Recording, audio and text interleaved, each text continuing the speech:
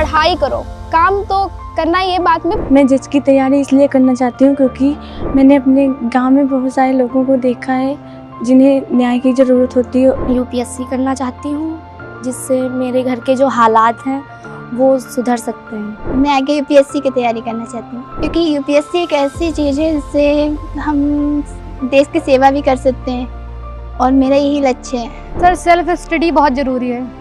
एक बच्चे को आगे जाने के लिए सेल्फ स्टडी बहुत ज़्यादा इंपॉर्टेंस रखती है उसके लाइफ में। मेहनत करें, पढ़ाई करें और पढ़ाई पे ही फोकस करें ज़्यादातर, और अदर चीज़ों पे ज़्यादा फोकस ना करें।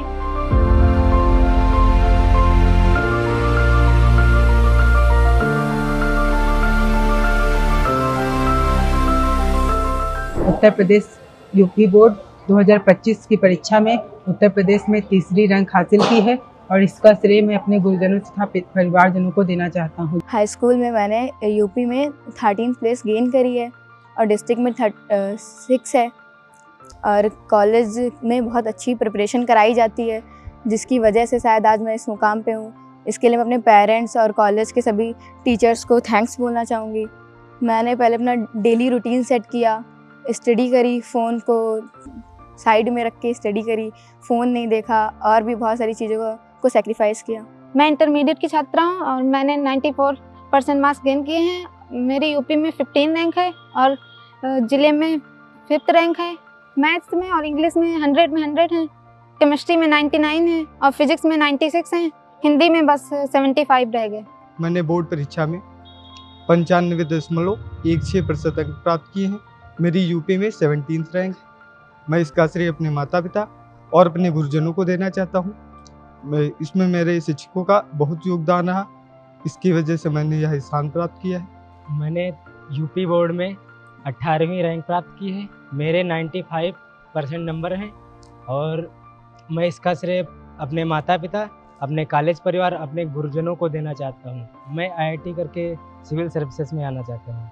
मैं Sardar Singh government inter college Mahmudabad की 10th क्लास की छात्रा हूँ। मैंने इस वर्ष यूपी में 4th रैंक प्राप्त की है और मैं इसका श्रेय अपने माता पिता और स्कूल के टीचरों को देना चाहती हूँ जिन्होंने पढ़ाई में मेरी बहुत हेल्प की है और जो भी डाउट्स होते थे वो क्लियर करते थे और पेपर के टाइम जो अनसॉल्व वगैरह होते थे वो सॉल्व कराए जाते थे और काफ़ी ज़्यादा पढ़ाई पे ध्यान दिया गया। मैंने हाई स्कूल में 7वां स्थान प्राप्त किया है ज़िले में। मेहनत सर यही कि 4 से 5 घंटे तो पढ़ना ही है और स्कूल से जाने के बाद जो डाउट हैं उनको देखना है, फिर से जो पढ़ाया गया है स्कूल में उसको वापस से रिवीजन करना है और जो नहीं डाउट है जो थोड़े बहुत वो स्कूल में आके टीचरों से पूछना है। मैंने यूपी बोर्ड की परीक्षा में ज़िले में 5वीं रैंक प्राप्त की है। मैं जज की तैयारी इसलिए करना चाहती हूँ क्योंकि मैंने अपने गांव में बहुत सारे लोगों को देखा है जिन्हें न्याय की ज़रूरत होती है और ऐसे लोगों को न्याय दिलाने के लिए मैं जज की तैयारी करना चाहती हूँ। मैं बाबूराम सावित्री देवी इंटर कॉलेज जिला सीतापुर की छात्रा हूँ। मैंने यूपी बोर्ड में ज़िले में 96 नंबर गेन किए हैं। क्या बनना चाहते हो? डॉक्टर, क्योंकि मुझे लोगों की सेवा करना पसंद है। मैंने यूपी बोर्ड परीक्षा में 95.66 मार्क प्राप्त किए हैं। सन 2025 की बोर्ड परीक्षा में मेरे 95.83 मार्क आए हैं और मैं आगे यूपीएससी करना चाहती हूँ जिससे मेरे घर के जो हालात हैं वो सुधर सकते हैं। मैंने क्लास 10th में 96% नंबर प्राप्त किए हैं। तो क्या बनना चाहते हो?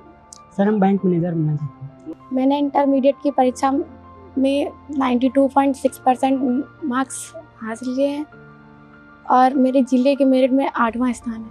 मैंने बाबूराम सावित्री देवी इंटर कॉलेज से पढ़ के 92.6% मार्क्स अपने लाए हैं। मेरी ज़िले में 8वीं रैंक है। मैं आगे यूपीएससी की तैयारी करना चाहती हूँ क्योंकि यूपीएससी एक ऐसी चीज़ है जिससे हम देश की सेवा भी कर सकते हैं और मेरा यही लक्ष्य है। मैंने 12th में ज़िले पूरे डिस्ट्रिक्ट में 6 रैंक गेन किए और मेरे 468 मार्क्स आए हैं। सर, MBBS करना चाहते हैं, डॉक्टर बनना, न्यूरोसर्जन। सर, सेल्फ स्टडी बहुत ज़रूरी है।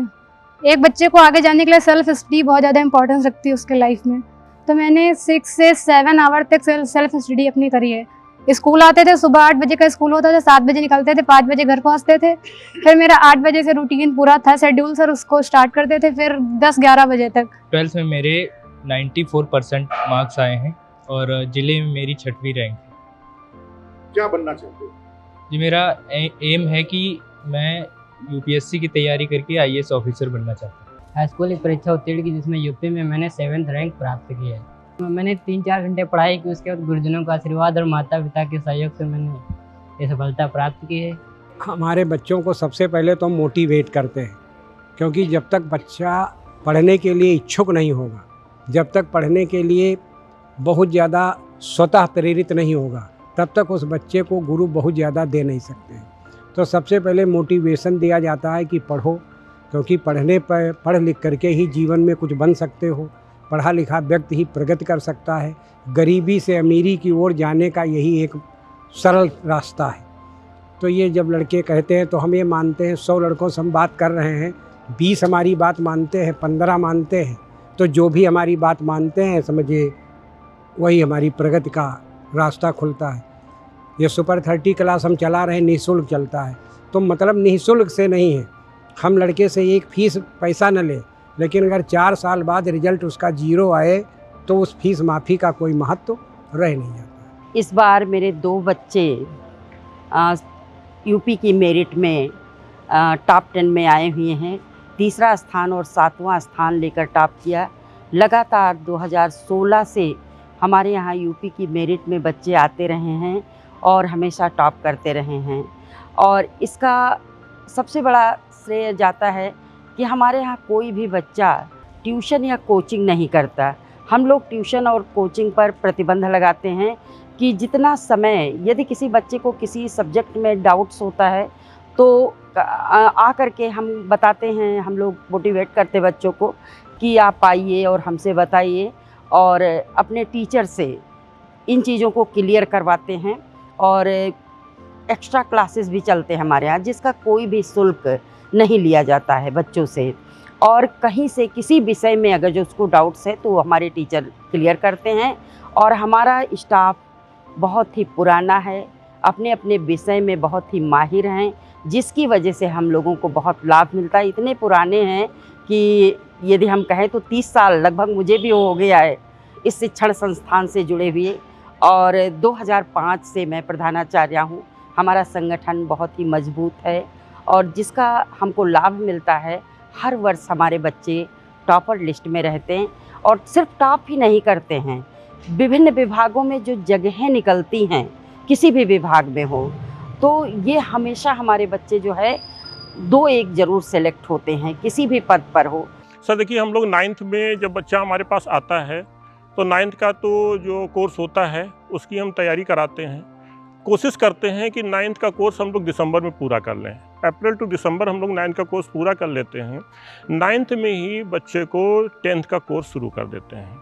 लास्ट के 3 महीने हमको वो मिल जाते हैं और फिर उसके बाद लगभग 1/4 कोर्स हम लोग 10th का 9th में ही कंप्लीट कर लेते हैं। आगे जब 10th में बच्चा जाता है तो बचा हुआ कोर्स हम लोग कोशिश करके अगस्त तक कंप्लीट कर लेते हैं। अगस्त के बाद सिर्फ रिवीजन और टेस्ट होता है। जो भी इम्पॉर्टेंट क्वेश्चंस हैं बोर्ड के लिहाज से या और भी जो संभावित हैं कि ये प्रश्न ज़्यादा इम्पॉर्टेंट हैं, उन पर विशेष फोकस किया जाता है। संडे हमारे टीचर्स आते हैं, एक्स्ट्रा क्लास लेते हैं। छुट्टी के बाद भी हम 2 तरह के बैच बनाते हैं, एक जो हमारे टॉपर्स हैं, दूसरे जो हमारे कमज़ोर बच्चे हैं।